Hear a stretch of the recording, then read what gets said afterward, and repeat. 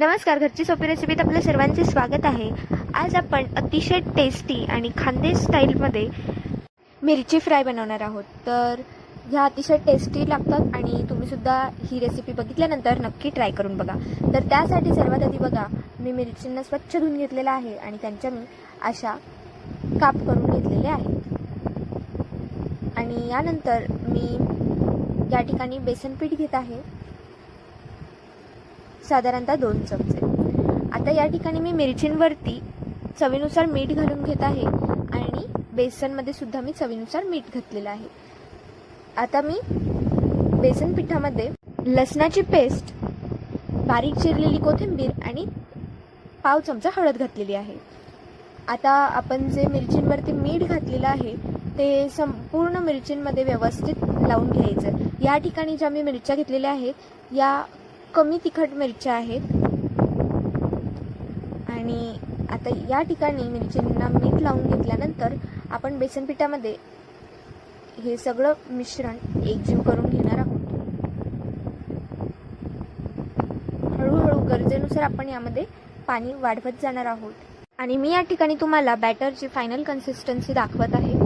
या ठिकाणी बघा, अशी आपल्याला कन्सिस्टन्सी ठेवायची आहे आणि आता यामध्ये आपण मिरचीला या बॅटरचा लेप लावून घेणार आहोत।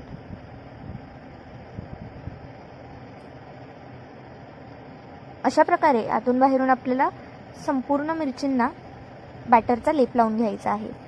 आता हे तुम्ही तळू सुद्धा शकतात, पण तळण्यापेक्षा खानदेशमध्ये स्पेशली ह्या भाज्या अशा तव्यावरती तेल घालून त्यावरती ठेवतात, जेणेकरून यामध्ये कमी तेलाचा यूज होतो आणि अगदी कुरकुरीत आणि छान अशा आपल्या ह्या मिरचींच्या भज्या तयार होतात आणि खायला तर खूपच अप्रतिम लागतात।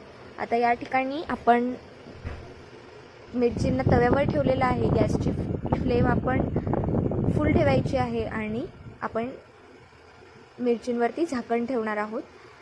आणि बघा, आता तुम्हाला मी पलटवून दाखवत आहे, मिरच्या अतिशय कुरकुरीत झालेल्या आहेत आणि चवीला तर अगदी जबरदस्त आहे। आता ह्या मिरच्या तुम्ही भाजीसोबत तोंडी लावायला किंवा चपातीसोबत खायला, भाकरीसोबत खायला सुद्धा बनवू शकतात।